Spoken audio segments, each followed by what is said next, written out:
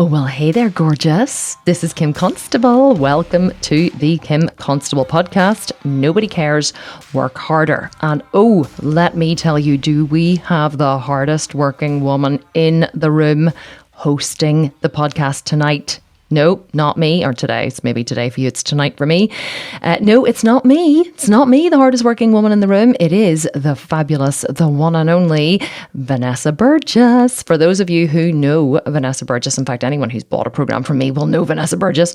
She is one of the top coaches in the Sculpted Vegan. In fact, I would say she's head coach. We've never actually given her that official title. Her official title in the company is actually marketing manager, believe it or not, but she also moonlights as a coach in the groups, and oh my god, she is fabulous. Vanessa joined the company many moons ago whenever the first 4-week shred was launched, and I think that was in 2018. Yes, it was in 2018. And for those of you who bitch and whinge about how hard my shreds are now, you honestly see people who did the first 4-week shred, the OG, the old girl 4-week shred, they always laugh at the ones who complain at the shreds now, and they're like, sweetheart, you do not know you're living, because in the first ever 4-week shred, which was launched in 2018, you had a list of 13 foods to choose from. Yep, not even joking. 13 foods, and there was no meal plan, there was no shopping list, there was nothing. You literally had to make up your meals from the 13 foods. And one of the biggest questions in the group that we used to get was, is such and such allowed? Are tomatoes allowed? What about bananas? Is it allowed? Is it allowed? This is all we got in the groups. And so it became like a running joke amongst the coaches, which was, or amongst the whole group actually, was, is it on the food list? If it's not on the food list, it's not allowed. So Vanessa started with the first 4-week shred, and she decided to embark on this 4-week shred whenever she had 3 babies under the age of 2. Yes. Vanessa's a little bit crazy. She has what was called Irish twins. She had twins, and then I think like 9 months later, she had another baby. So Vanessa literally has practically triplets because of their ages, but yet she still managed with practically triplets at home, breastfeeding them all as well. Oh yes, you thought that your life was hard. Well, Vanessa was breastfeeding all of these babies, or nursing, I think it's called in America.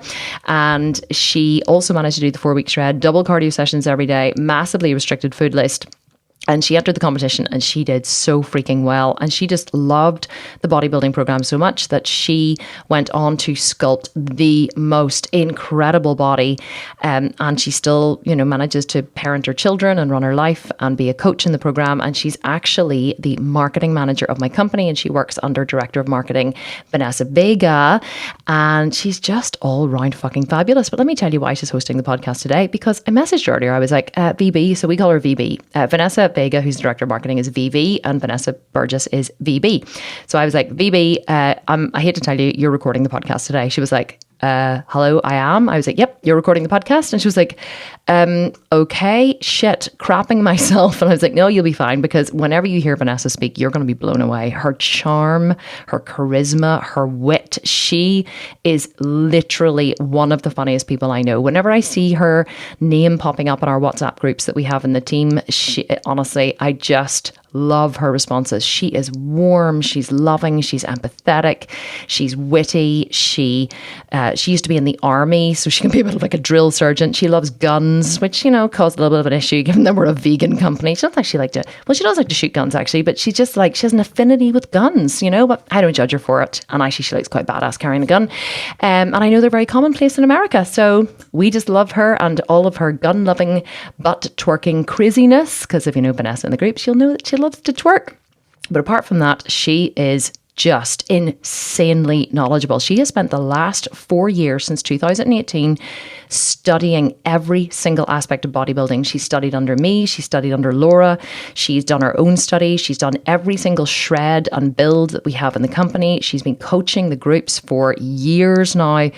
And honestly, her knowledge is just on another level, but also her presentation and her delivery and how she can, command attention in a room and how she can hold her own in a podcast. I just knew that I had to have her on here, and just absolutely that you would love her. And I would love for you to leave me a comment on wherever you listen to the podcast. Leave me a review and tell me how much you loved Vanessa. And if you got the email about this podcast, please respond to the email and tell us how much you loved Vanessa, because every single person who responds responds to the email goes into a weekly draw to win a Sculpted Vegan program. And I do think that Susie, my assistant, sent me through the winner this week. So let me just go check. Okay, I'm back, but you didn't know I was back because I just paused it. So the podcast winner for the weekly response to the email is Lorraine Butterworth. Lorraine Butterworth has chosen Buns and Guns. I saw her post about it. She's absolutely delighted. In fact, congratulations, Lorraine, because you posted it on your Instagram, you posted it on Facebook, you posted it in the groups. You celebrated the fact that you won that program, and we were delighted to give it to you.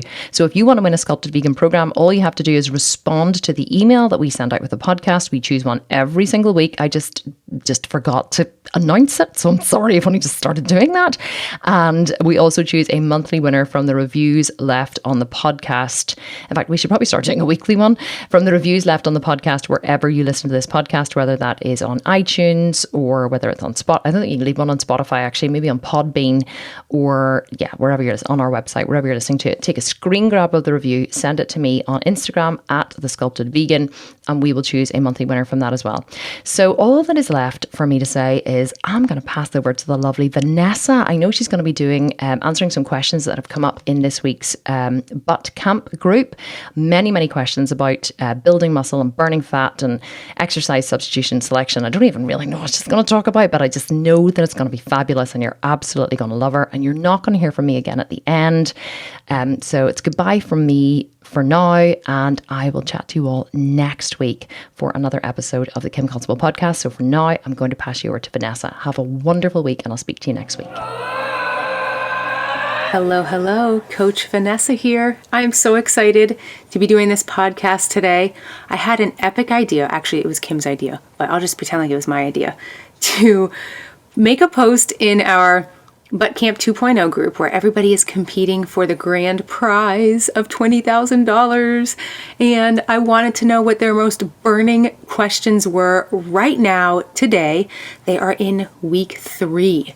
So some of them are really feeling the burn and they're kind of over it.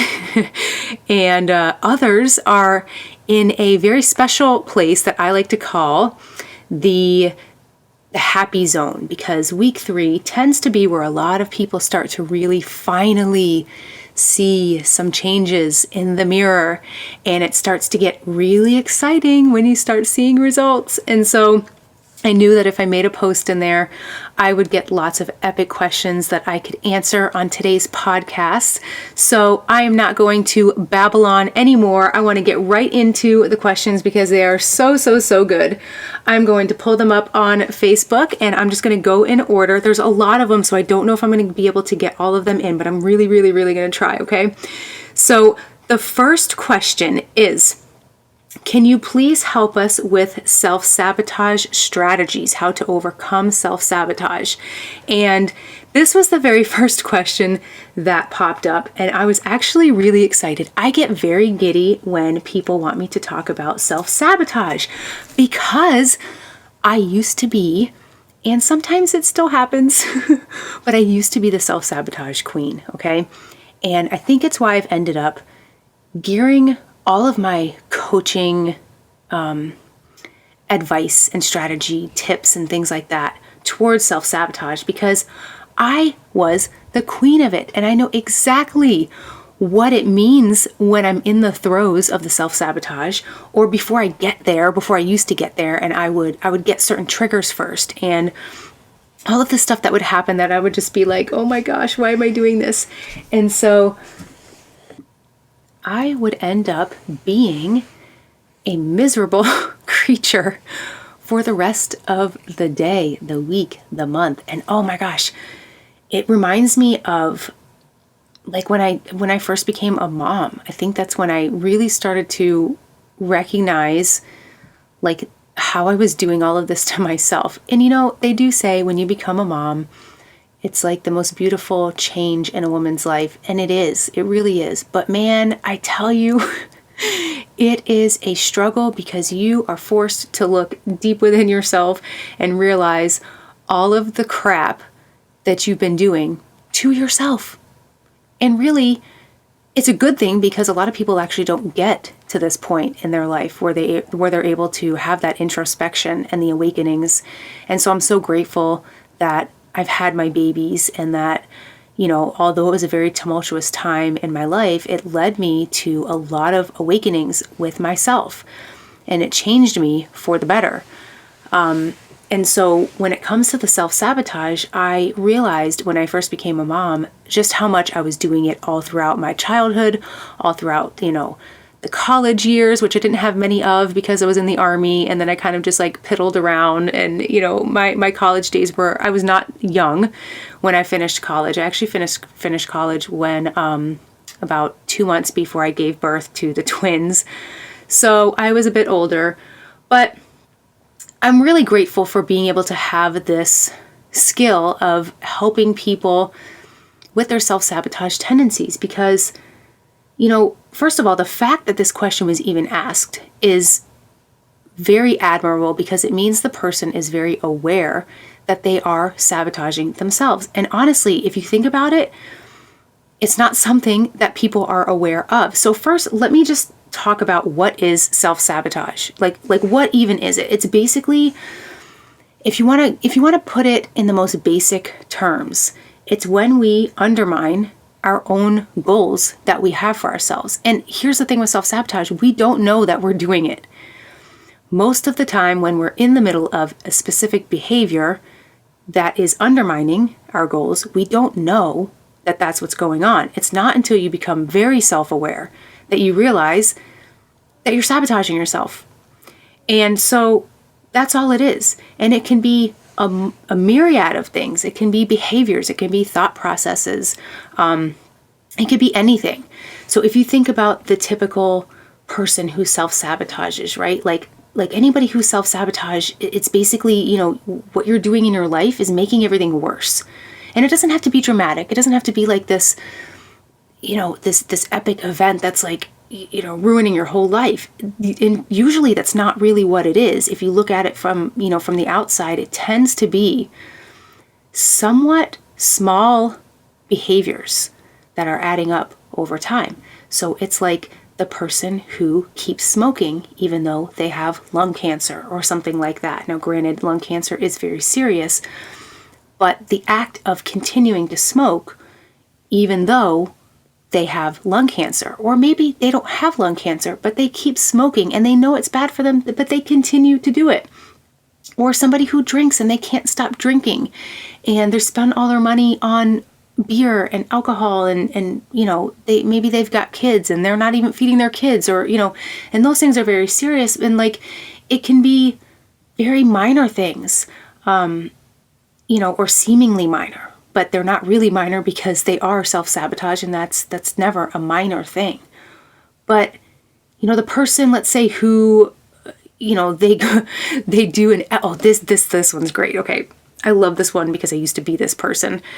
They go to the gym, they have an epic workout, and they're like, yes, I nailed that. I killed that bastard. Like, yes, leg day was amazing. And then they leave the gym and they're like, I'm going to go celebrate with some pizza.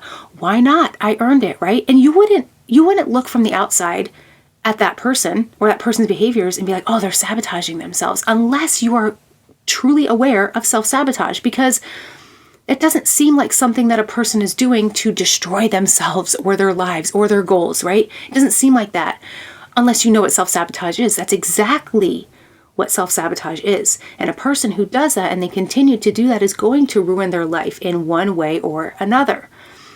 It's the same thing as like somebody who buys a bunch of exercise equipment for their house and then they never use it, and they continue to give themselves this excuse about how they can never fit in their workouts. Or maybe they bought exercise equipment, but it was kind of, maybe it wasn't like the top of the line equipment. It was a little bit cheaper. It was all they could afford. And they're like, oh, but I don't have like the really good squat machine, so I'm not able to go heavy. And so I don't know, I feel like I'm like wasting my time. That is self-sabotage, okay?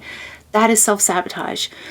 And, or the person who comes home from a job that they hate and they veg on on the couch and watch Netflix all night while eating a bunch of snacks.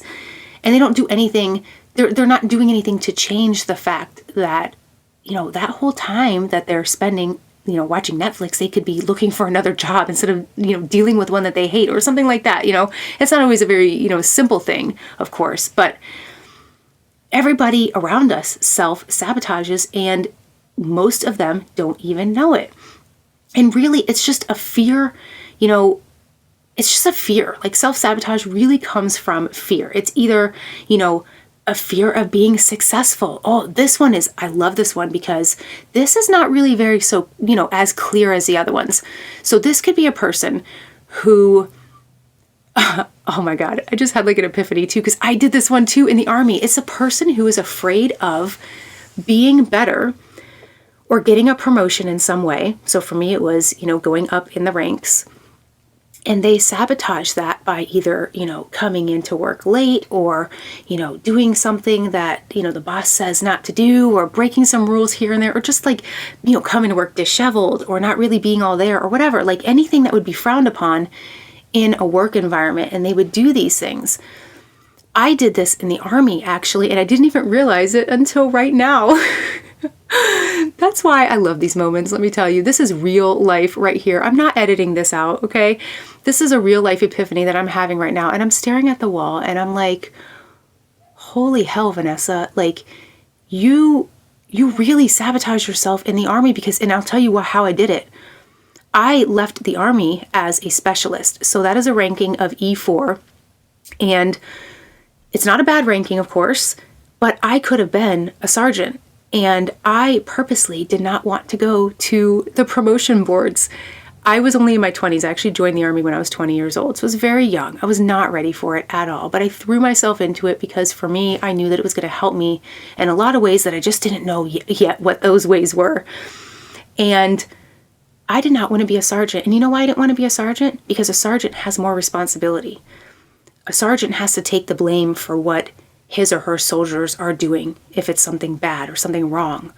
A sergeant has a whole other level of just importance in the ranking system. So when you go from a specialist to a sergeant, it is a huge jump. It's not like the other jumps, it's not like going from a private to, it's so big of a jump, even though it's just one rank. There's like a big money increase, and I wanted that money. I wanted the paycheck, but I was like, man, I'm not ready for that responsibility. And I refused to go to the promotion board. So it would be my time to come to the promotion board and, my time to stand there and basically a promotion board, you get in front of like a bunch of higher ranking people and you answer questions and you have to be very professional and very it was just something that I wasn't interested in doing. And I'm like, not only do I not want to go through that because it's scary, I don't want the responsibility of being a sergeant. So I'm not going to do it.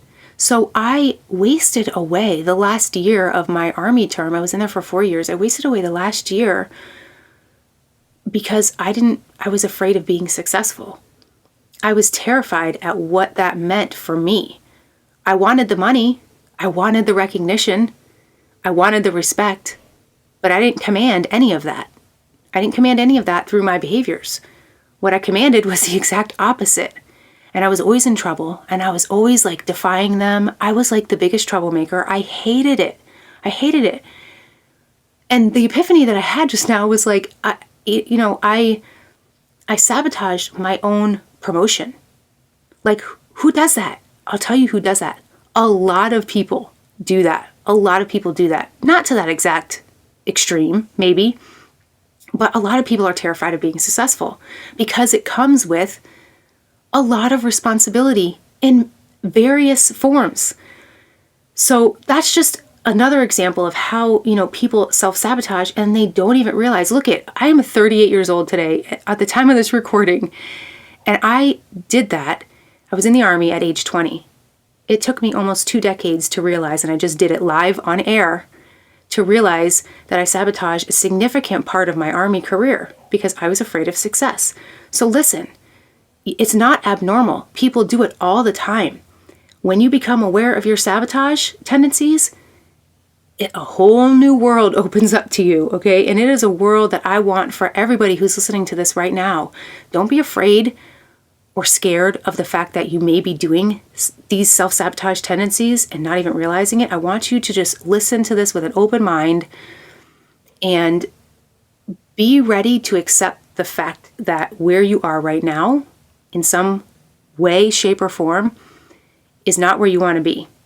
Okay, it doesn't mean that it has to be fitness in the fitness realm. It could be with your career. It could be with your marriage. It could be, if you're a mom, like the way you're showing up as a mom, which I have a whole bunch of stories on that too. But when somebody asks me, can you help me stop my self-sabotage tendencies? One of the first things that I say and I ask them is, do you really want to stop? Like, do you really want to stop? Or are you comfortable being where you're at because that means you don't have the responsibilities that come with stepping outside of where you're comfortable? Okay, so let me say that again. Do you really want to stop? Or are you happy with where you are? Are you happy in your comfort zone? Because when we're in our comfort zone, we are used to things. Things are kind of predictable. They're easier. They're simple. They are, we know what to expect. And when we step outside our comfort zone, it is like being blindsided and getting hit by a train. It is not comfortable. And in fact, it can be very painful. And it may seem like an easy answer if I ask you, do you really want to stop self-sabotaging? But it's not. I guarantee you somebody is listening to this right now and they're going, oh my God, I don't know if I want to stop. Because if I stop, that means I have to take responsibility and accept responsibility for being better in this area. And I don't know if I'm ready for that. I don't know if I'm ready for that. And that's okay. Listen, if that's you right now and you're like, I don't know if I'm ready to stop this self-sabotage because that comes with a whole host of other things that I am not prepared for, you're being honest with yourself. And that is the number one thing. I don't care what question you ask. I don't care what you need in life. You're not going to get anything accomplished if you're not first honest with yourself. So at the very first, most basic level, you've got to be honest with yourself. Okay. So if that is you, it's okay. All right. It's okay. Maybe now is not the time for you to work on that area for whatever reason. We can even go into a whole nother podcast on that. If you are like, yes, Vanessa, I am ready. I'm so sick of this behavior. If you're going into the pantry at midnight and you're eating a whole bag of chips and you are like, and you're in the middle of a shred, oh my God, or something like that. And you're like, I am so sick of this. I do this every time I shred. I'm so tired of it. Please help me. I'm going to help you right now. Okay. But for those of you who are not yet ready, it's okay. It's okay. But I want to challenge you to maybe think about forcing yourself to step out of your comfort zone, even if you're not ready. Even if you're not ready. Even if you're scared. I was scared to do this podcast. This is hugely outside of my comfort zone, okay? Very, very hugely outside of my comfort zone. I was terrified when Kim asked me to do this. And I did it anyway. And it doesn't make me amazing. It doesn't make me perfect. It doesn't make me a role model, in any sense of the word, but it makes me somebody who recognizes a fear that I have of stepping outside of my comfort zone and then doing it anyway, doing it scared, being afraid and doing it. And then just accepting whatever happens when I do the thing scared, because there's nothing wrong with doing something when you're absolutely terrified. I am living proof. Okay? And so if you feel like you don't want to stop and you're not ready for that, I challenge you to just step outside your comfort zone anyway. You may think you're not ready, and that's okay. But how will you really know if you don't just step outside that circle and give it a shot, right? So I'm going to give you a few tips that you guys can implement right away, right now. And that's going to get you going on the path. Now, there are a lot of ways to stop self-sabotage, okay? So this is not, a list that's like, I can't do these things. There's only these 3 things. Oh God, I'm a failure. I'm never going to stop. This is, there are so many ways that you can do it, but I'm going to give you 3 simple ones that you can implement right away, because that is the most important thing to me, is to be able to give you something that you could take away as soon as this is over and immediately apply it to your life. And so the first thing I want to ask you to think about, first think about the area where you feel you may be sabotaging. So those of you that are doing the Butt Camp Shred, there are probably many areas right now. You're only in week 3, okay? You haven't really had a lot of time for yourself to develop the habits that are necessary to make this a bit of an easier process, okay? So I want you to maybe, think of the triggers. So think of the thing that you want to fix, right? Like, let's say it's just binge eating, like let's say, maybe not even binge eating, but just eating something that's going to be outside of your macros. You're tracking your macros, you're doing your thing, and you're eating like a bunch of Sour Patch Kids, okay, at night before you go to bed. I want you to work on identifying a trigger or triggers, okay? So these are the things that happen in the moments leading up to the unwanted behavior. Now, I don't want you to think of this as a bad behavior. There's no bad or good behaviors. There are only behaviors that are wanted or unwanted based on your goals. That's it. So please understand, you're not a bad person. There's nothing wrong with you. You have triggers, and the triggers are causing you to behave in a way that's pulling you away from your goals. It's as simple as that. So you're not a bad person.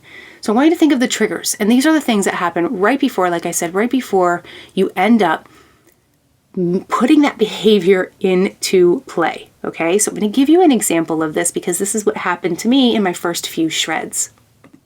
And it took me a while to realize this. I actually laugh all the time because I still notice that this trigger comes up a lot. And here's the thing, before I get into this, your triggers are not meant for you to suppress or to totally annihilate. You may have triggers that you will never, ever, ever get rid of. Okay? That's just the nature of the game. So don't focus on trying to eliminate your triggers. Just focus on trying to identify your triggers first. Okay? We're not eliminating them. We're just identifying them. Okay? So, for example, one of my very common triggers when I was doing my first couple shreds was when I would put my kids down for bed, I would immediately crave Sour Patch Kids. Those of you who know me probably knew this was coming. I am obsessed with Sour Patch Kids. They are so unhealthy. They are just nothing but like a blob of sugar. And so they are a treat for me. They are not something that I eat every single day. Although by the way that I talk about them, you might think I eat them every single day, but I don't, I swear.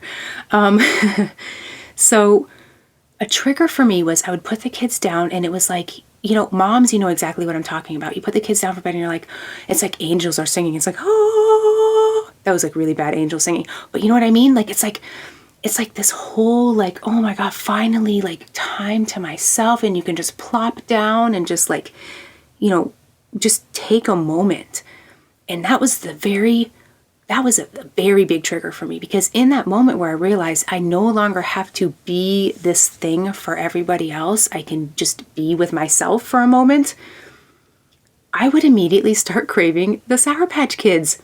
It was absolutely insane. Of course, it took me a while to realize that this was a trigger, but it was the fact that I was alone for a moment, not meaning that like my husband, he may be around or whatever, but it's not like that. But it's like I was alone within myself and I didn't have responsibilities for a few minutes. And it was like, oh, this feels so good. I'm going to relax. And I would be like, I earned these Sour Patch Kids. I earned them.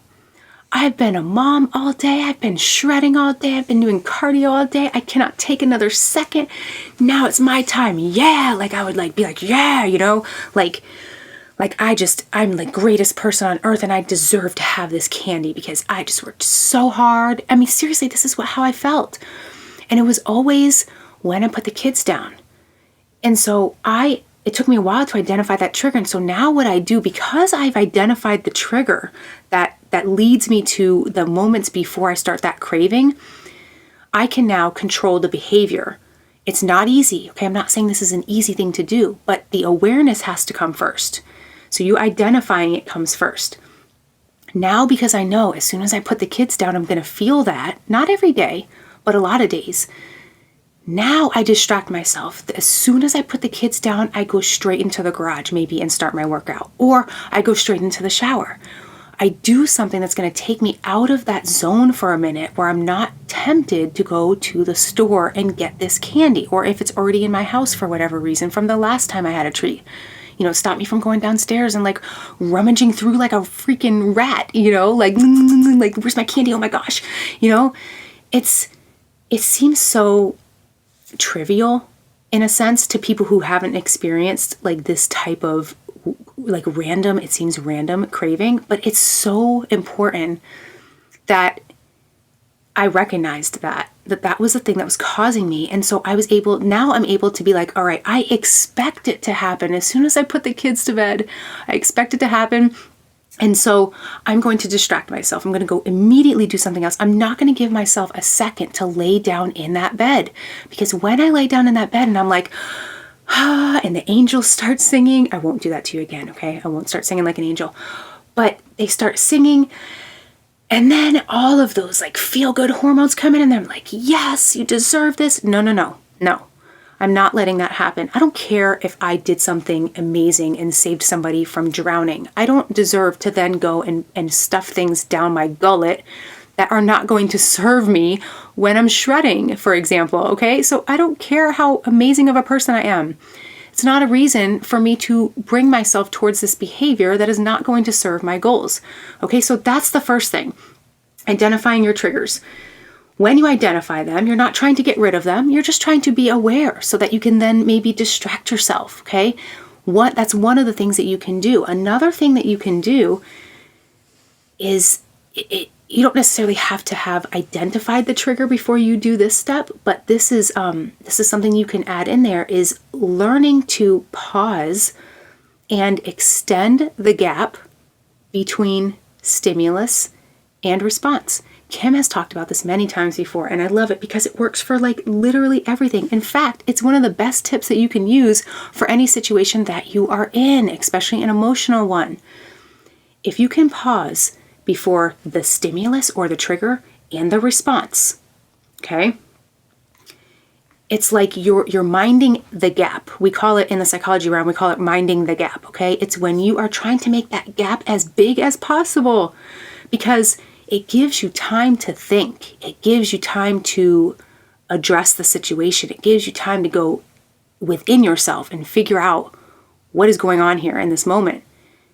And so if you can pause, like as soon as you get that stimulus or that trigger, or even before it's coming, if you've already identified what the trigger is and it's coming and you know it, take a pause, right? So like if I put my kids to bed and I already know that it's coming, I put my kids to bed, I can just pause. I don't have to go and distract myself and go run and do something else. That's what I choose to do because that works for me. But I could also just pause and I can just stand there and not do anything and think for a second about what I'm going to do. If you can mind the gap for as long as possible, for as long as whatever makes sense in that moment. I mean, if you're like, at work and you don't have a lot of time and you're like in this situation, okay, obviously you're not going to be able to stand there for an hour, but pause before the stimulus and response. And I'm telling you, or not before the stimulus and response, in between the stimulus and response. And I'm telling you, your whole entire world will change because you are stopping yourself from an automatic behavior that your subconscious is pulling you towards. So if you can get used to doing that, you're able to then control the behavior that follows after that stimulus or that trigger. And that is huge because that's something that people cannot do. First of all, they can't do it because they don't recognize it. And second of all, it's really freaking hard to do. This is something you're going to have to practice all the time. Never, ever, ever get sick of practicing something, okay? That is how you get better at it. That's how you make it easier. That's how you make it a part of your natural behavior, your natural thought process. So much easier, so much easier. So practice that. Practice pausing in between that stimulus and the response and minding that gap, making that gap last as long as you can in the moment, because you're giving yourself a chance to correct a behavior that maybe you would not have been able to do prior to this, okay? So that's a really good one that I love.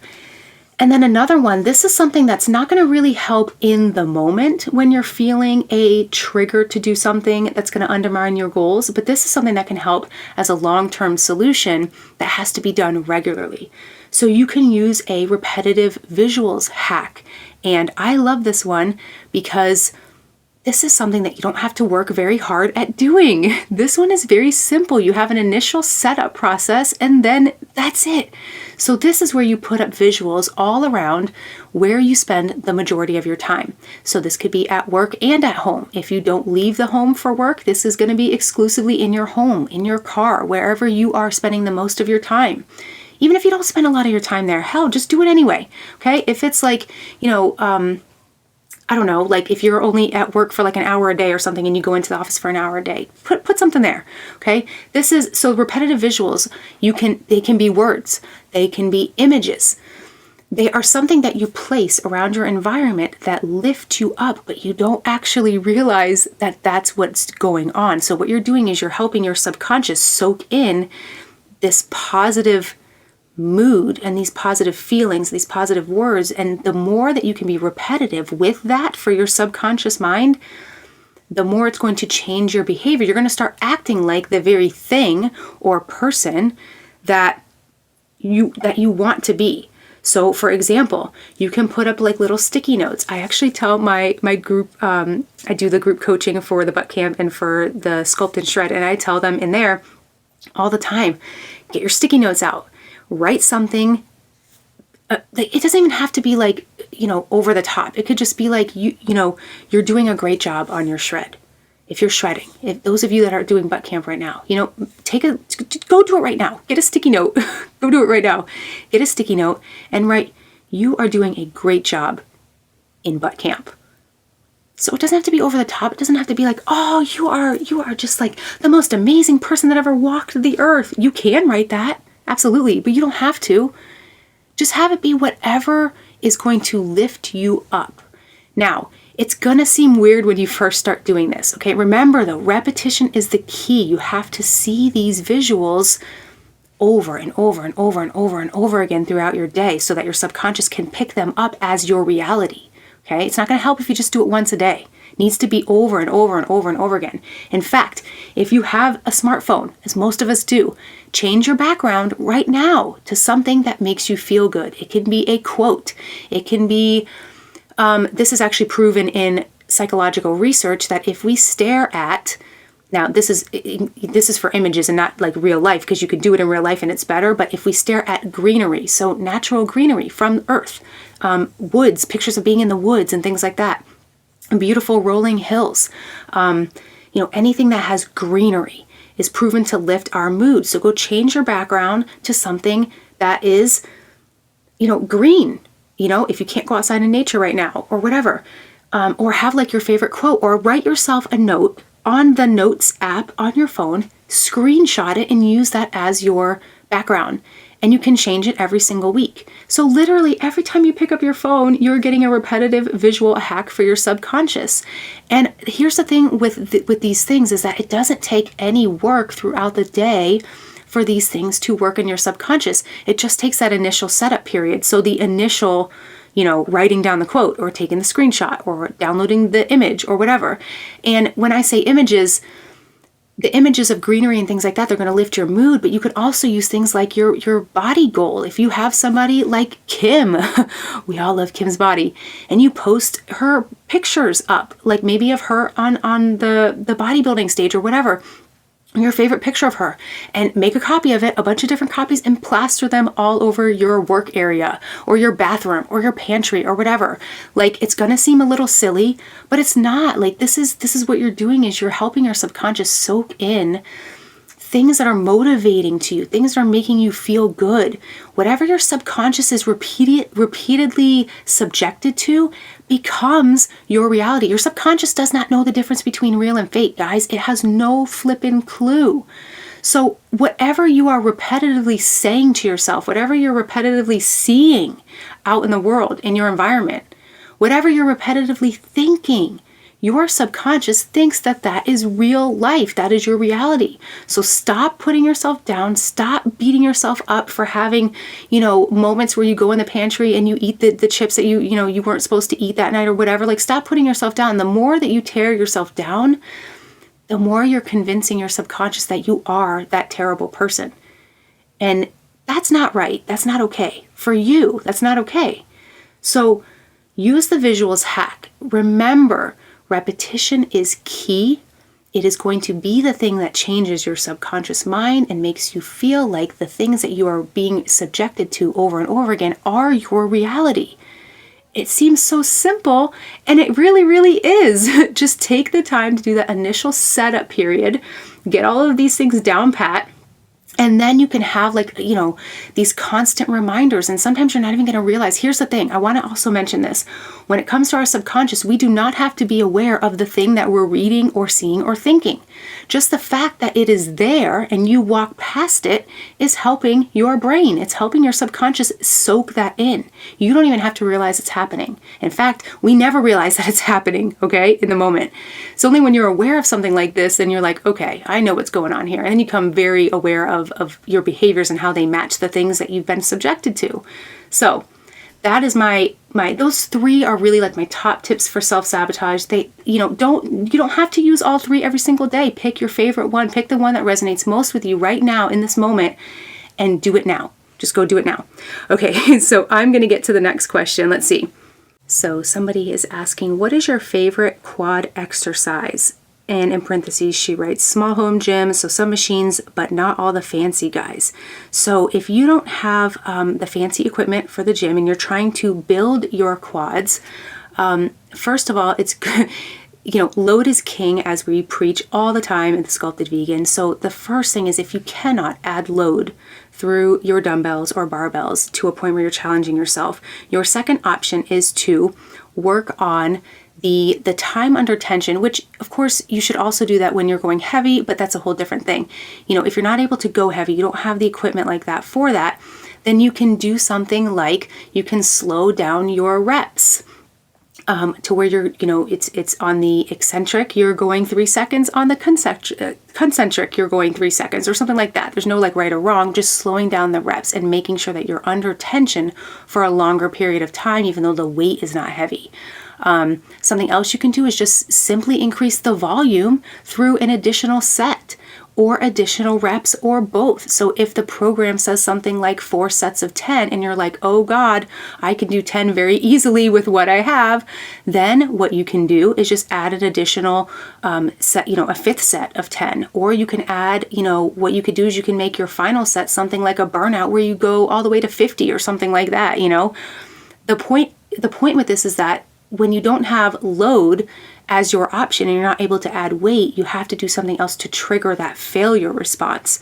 And so this brings me to your next question, which is perfect, because her next question was, do you push to failure on each body part each time? So in other words, not the first few sets, but the last set for every body part, or do you keep 1 to 2 reps in the tank at certain times? So I love this question because this is actually something that's not very commonly known. The way that we teach it in the Sculpted Vegan is your first 2 sets are your warm-up sets. So the first set that you do on every single exercise, guys, this is not just like, the first exercise that you do for legs for the day, or the first exercise you do for back. This is every single exercise. Your first set should be your warm-up set where you have like 10 or so reps in the tank. You could easily bang out 10 more, but don't do it. This is your warm-up. Your second is also a warm-up, but you should have maybe around like 5 to 8 reps in the tank. So this means that you could go for another 5 to 8 reps easily, okay?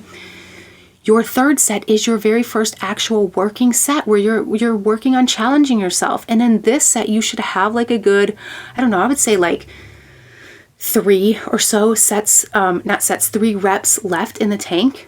And here's the thing, your final set, your 4th set, or your 5th if you're adding on additional sets because you can't get heavy enough, that is when you go all out. You should not be able to crank out any more reps at all whatsoever, even if a gun was being held to your head. Like there's no physical possible way that you can crank out even an extra half a rep. And by the way, if you can do a half a rep when you're in your failure set, do that half rep. Keep going. If you have a spotter, they can help you do forced reps where they help just a tiny, tiny bit. So this is really great because people don't realize it's in that failure set where you are changing your body. It's not in those warm-up sets, guys. So don't go into your warm-up sets thinking, oh, I'm feeling so good. I have all this extra energy. I'm just going to bang out, 10 more. No, you're supposed to have energy in your warm-up sets. All you're doing is you're getting your muscles used to what's about to happen. So you're lubricating your joints and you're getting the blood flow going to the right areas that you're going to be working. That's all you're doing with your warm-ups, okay? The warm-ups are not for you to make any kind of micro trauma tears in your muscle tissue, okay? So I love that you asked this because I think that this is something that we need to really hammer in more, is that You are not going to this annihilation zone in your first 3 sets. It's only in that very last one that you should be balls to the wall, like screaming bloody murder. Or if you're like our lovely head trainer, Laura Hutchinson, she does not make a single sound when she's in her final set. I don't know how she does it. She posted a video of her on the pendulum squat, and we're like, are you alive? Like, what are you doing? Like, there's no sound coming from you. And then you like contrast that with Kim's like she's giving birth, like this guttural, which is how I am when I'm in my failure set. So don't worry, like, don't force the sounds if that is not you, of course. That's not a sign of hard work by any means if you're not the type of person to elicit those gorgeous sounds. But you really should be feeling like there's absolutely no bloody way in hell that you could push out another rep, okay? Only in that final set of every exercise that is on your list for that day, okay? Now, somebody is asking about food timing, like around the workout. So how much of an importance does this play?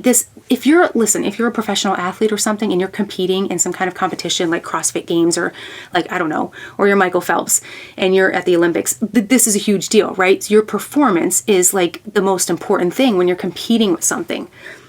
If that's not you, it's not, I don't want to say it's not important, but it's not something that you need to stress over, like when you are shredding, especially. The main thing that we do have people focus on, though, is like making sure, if you can, you want to try to shuttle all of your carbs or the majority of your carbs around your weightlifting session. So when you're done with your strength session, that's when we want you to inhale all the carbs, or even beforehand. Like what I do is I eat most of my food like before my workout. It gives me great energy, great strength, great endurance and everything. And then I have my normal amount of food, usually just a shake, after my weightlifting session. And so it's not something that I want you, especially because you're in butt camp right now, it's not something that I want you stressing over for that purpose, because it's not really all about performance when you're shredding. When you're shredding, the main goal is to literally lose as much body fat as possible. So don't really worry as much about the timing of your food. Just get the food in, especially. Get the food in. If you're somebody that wants to play around with the timing of your food, you would have to do something like for somebody who gets nauseous when they work out. Okay, those people, yeah, you're going to have to play around with your food, because having food in your stomach before you are, pushing really hard in the gym can cause some people to get very nauseous and even actually vomit. So, but other than that, like, don't stress too much about, the timing of your food and things like that. That's not what we're here for. This is not the Olympic Games, and we don't have to keep you going for like 3 hours straight. Okay. So hopefully that makes sense to you guys. Let's see. Best tip for staying motivated when not seeing physical changes. Ooh, I love this one, especially in a shred, you guys. Okay, it takes so much more work than you guys could ever possibly dream of, okay, to see your body change. It took Kim 5 years to build the body that you see she has today. 5 years. And she was not overweight before she started. If you're overweight before you start and you've got a lot of excess body fat, it's going to take you even longer. It may take you 10 years. My best tip for staying motivated is understanding the reality. The reality is you are not always going to see progress. It is not a linear experience ever for anybody. It's going to go up. It's going to go down. You're going to have periods where you plateau. You're going to have periods where you're just super exhausted and you can't push anymore. You need to take a break. You're going to have periods where you don't see anything changing in the mirror for maybe 2 months straight, So understand first the reality, and you need to align your expectations with what is reality. The people who don't have the right expectations that are realistic are the ones who struggle the most with this.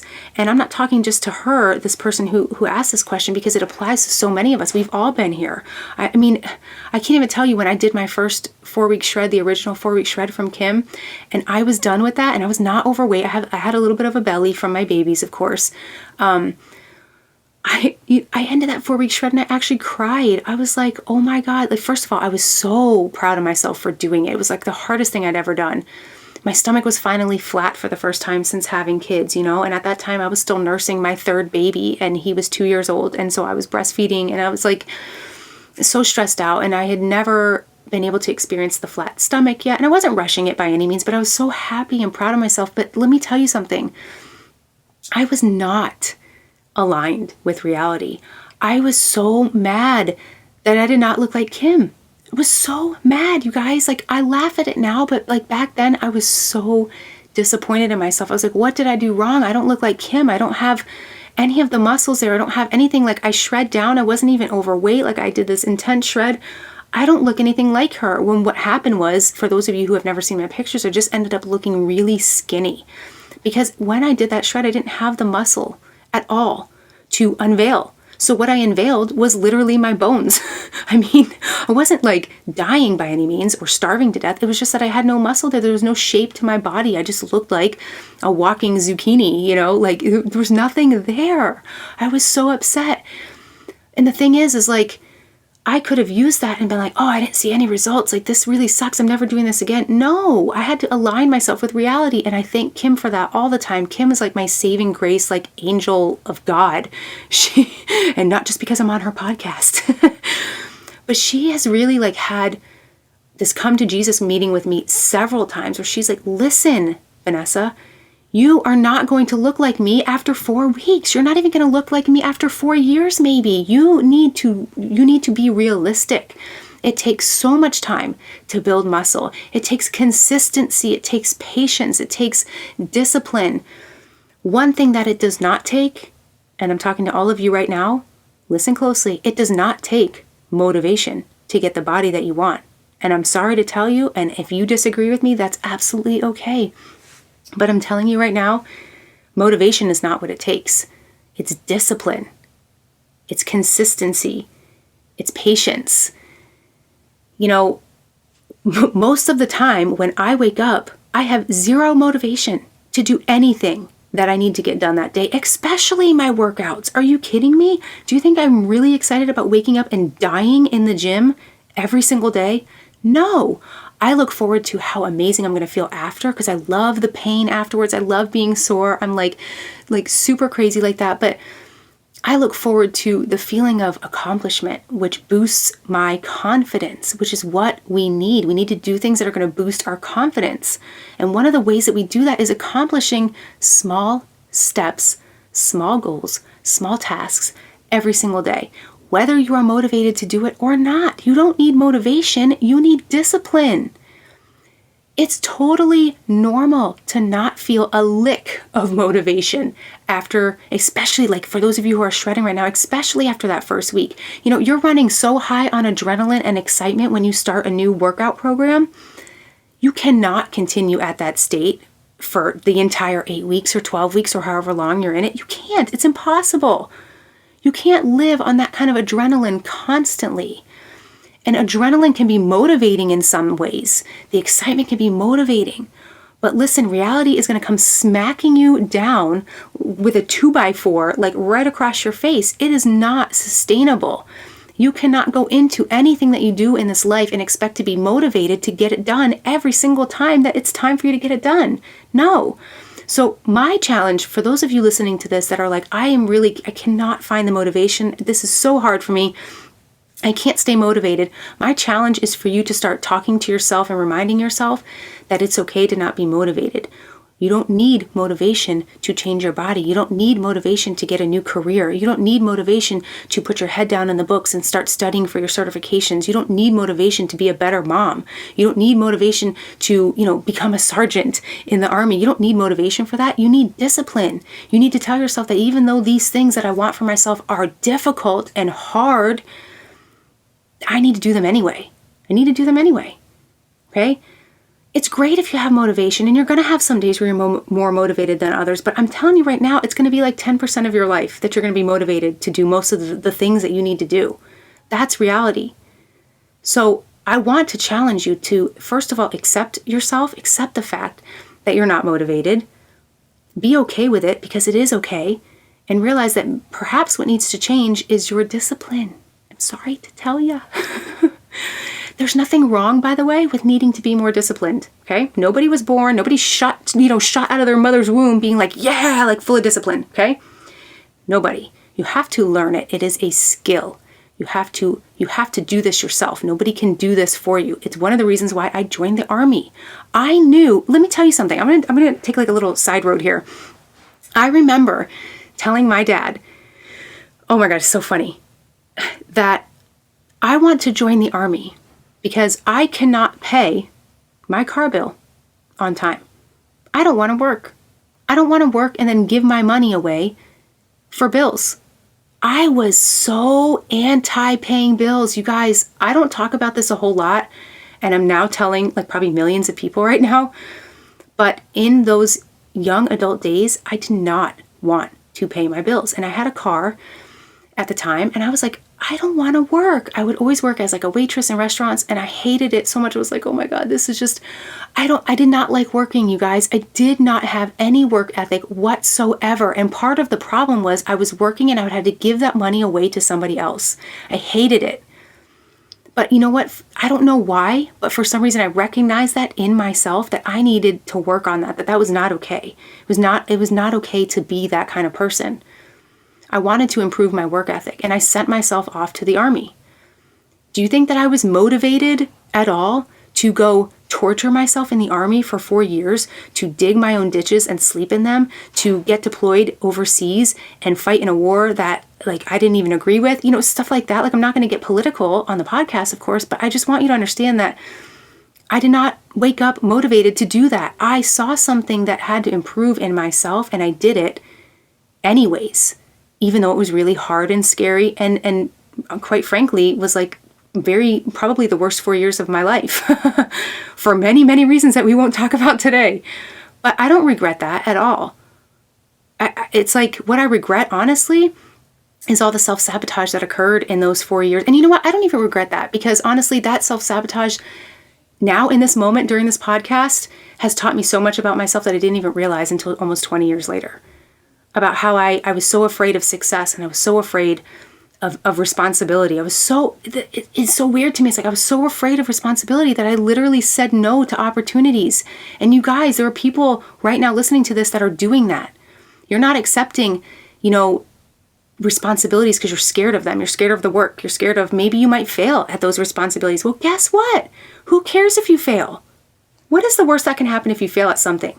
You need to fail in order to learn. If you don't fail, then you can't learn anything. You're not. Think of like your best days where like everything goes smoothly and you're like, oh yeah, this is great. I love this day.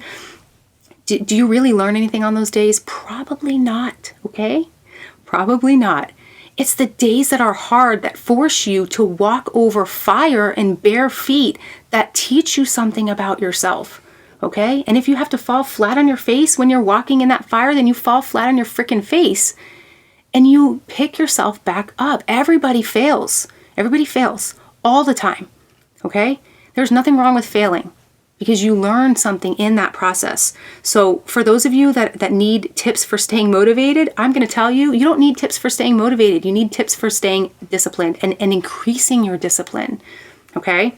So that's what you need. It's not motivation. I'm sorry that I had to tell you that. I'm really not sorry that I had to tell you that, but enough people are not talking about that. So let's get to the next question before we run out of time here. So let's get to this next question. Ooh, I love this question. Okay, do you know how there are some myths that just seem to never die, especially in the health and fitness realm? Some of these, I feel like they're going to be here for the rest of our lives. And this is one of those. So she asks, can you debunk the myth of not eating before bed, aka the evening snack? And can you tell us why we are?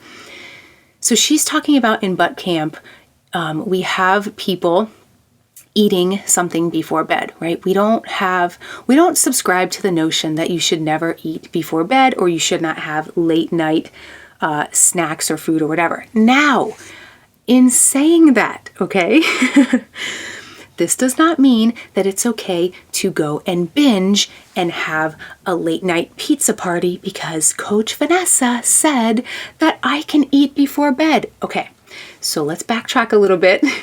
Here's where I think this whole myth has stemmed from and why it won't go away, because there's some merit to this, but it's on a superficial level, okay? In my opinion, usually when we are eating late at night, a couple things are happening. First, we have already had our evening meal, okay? So we have already consumed the meals that we were intending to consume, okay? And usually because of that, we're not eating something that is quote unquote beneficial, okay? So we are usually snacking, and usually when we snack, we do it mindlessly. So this goes back to those Netflix lovers. Listen, I love Netflix myself, so I am not picking on anybody because I love Netflix. I love a good binge session, but I make sure I do it when let me tell you, you'll never find me eating during Netflix. I'm just going to put it out there because here's why. It's so easy to mindlessly consume food when we're watching TV, okay? We don't even know that we're doing it. Or we know that we're eating, but we don't realize how much we're actually eating. And we just keep going. It's like we're in a trance. And it's so much fun. This is one of the reasons why I think this eating late at night before bed has been an issue for people. And it's real. It's a real issue. So the mindless snacking is one issue at hand.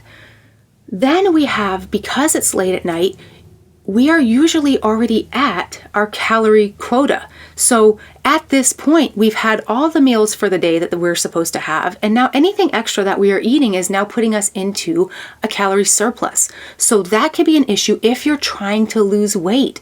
This is not an issue if you are trying to build muscle because you need a bit of a surplus, most people do, in order to build good muscle, right? But so for those people who are shredding right now, all of you butt campers who are shredding and you have met your calorie quota and you're trying to burn a lot of fat, of course, if you eat late at night after you've already eaten everything from your meal plan, it doesn't matter what you choose. You're going to be in a surplus. You're going to be over your quota. So that can be an issue too with the late night snacking. However, I do want to reel this in a little bit and remind you, it doesn't matter what time of the day you eat. If it puts you in a surplus, you're going to gain. You're going to gain something, whether that's muscle or fat or a bit of both, okay? If you're doing the right things in the gym and you're eating at a surplus, you're going to gain some beautiful muscle. But it doesn't matter what time of the day that happens, okay? So you could end up being in a surplus by 12 o'clock noon. And you're going to have a really rough day if that's the case, trying to make it to the end of the day, okay? But it doesn't matter the time. Now, another thing is like we tend to have people eating, like rearranging their meals, especially in a shred, to where they're putting their carbs, like a big, not a huge portion, maybe a huge portion. I don't know. Some people do it that way, but like having a bagel or something like that before bed. This actually helps calm our stress hormones. So it kind of like acts as like a buffer against cortisol in a way when we eat carbs. Now, not binging on carbs, okay? I have to say this multiple times because I don't want anyone to get the wrong idea. You're eating just enough to help you relax. And usually that helps people drift off to sleep. And so when you're shredding, a lot of people get this shred insomnia, and eating something like a bagel before bed actually helps them fall asleep. So that's another reason why we have people rearranging their meals. If those of you who are having trouble falling asleep, push your carbs off to bedtime, okay? So I think that's where this myth comes from. It's like there are all these other factors that are going into the habits of the people who eat late at night. It's not the eating late at night, it's the habits and the environment in which it's happening. So keep that in mind when you are dealing with, this fear of eating before bed. Also, don't call the food police on me, okay? I eat like 50% of my calories before bed. Oh my God. I eat so much food before bed. Kim often, and she does not hide this, okay? You can go in her Instagram stories and you'll see her stories.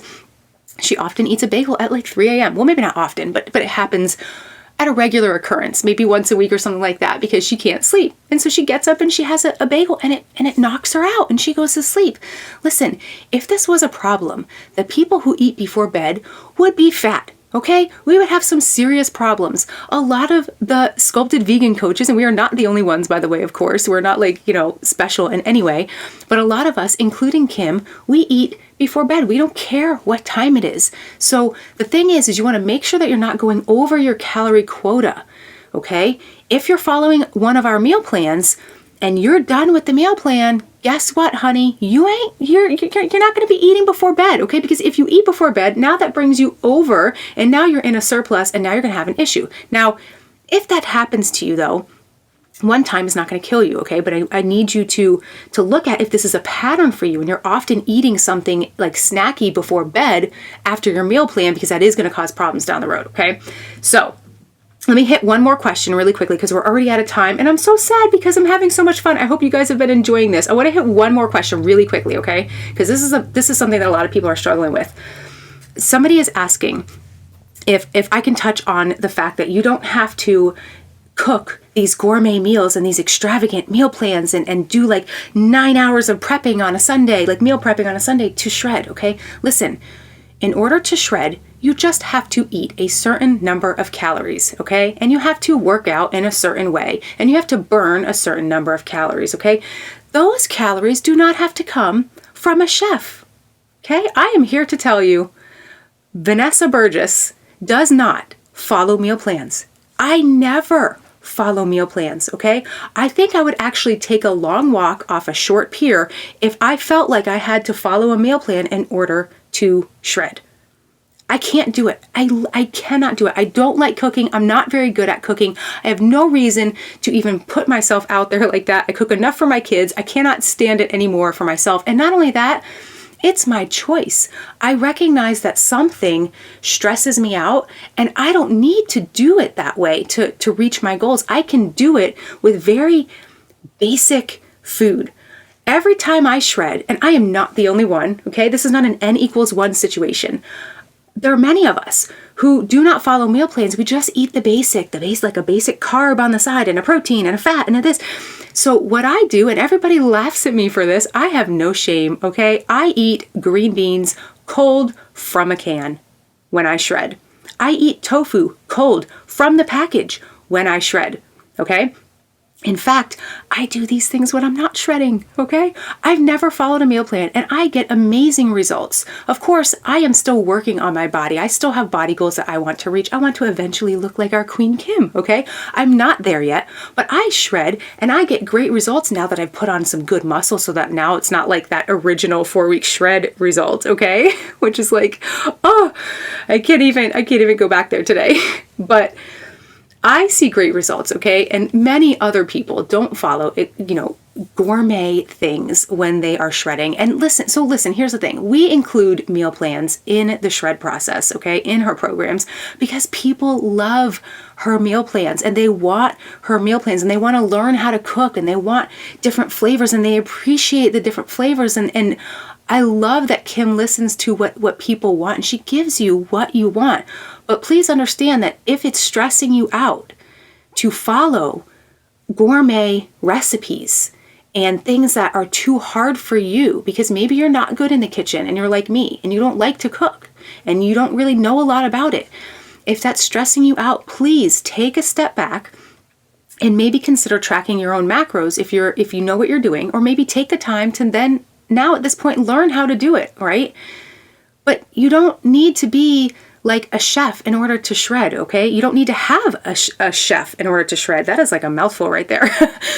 But you can literally crack open a can. I'm laughing so hard because I'm having this for dinner tonight. You could crack open a can of Italian green beans and you can just dump them down your throat. I don't even care if you heat them up. I know to some people that sounds disgusting, but I want you to understand the whole point of this answer is that you don't have to put yourself in stress overload if there's something that is not working for you and there is an alternative to it.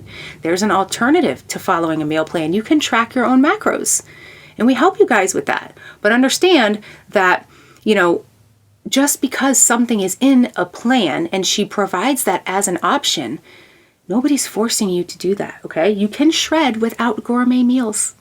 I know it's a lot more fun for some people, and that's fine. Everybody has their own thing. So I hope, listen, I am out of time, but I really hope that you enjoyed this as much as I enjoyed it. I had a lot of fun, and I was not quite as scared as I thought I would be. So maybe we could do more of these. If I did not answer your question on this episode, maybe we can do another one down the road. But thank you guys so much for listening, and I will talk to you soon. Bye.